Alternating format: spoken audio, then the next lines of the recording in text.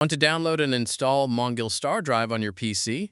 In this video, I'll show you step-by-step how to install the game using Epic Games Launcher. First, open the Epic Games Launcher.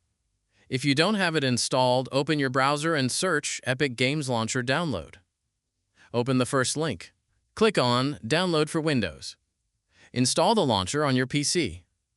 Once installed, open the Epic Games Launcher. In the search bar, type MONGIL Star Drive. Click on the game from the results. Click on the Install button. Then click on Place Order. Now click View in Library. Go to your library. Locate MONGIL Star Drive. Click on Install. Select your install location. Then click Install again. Wait for the launcher to prepare the installation. Once the game launcher opens, click on Install Game. Choose your install location again if needed, then click Install. Now wait for the game to download and install completely. Once everything is installed, click on Run Game.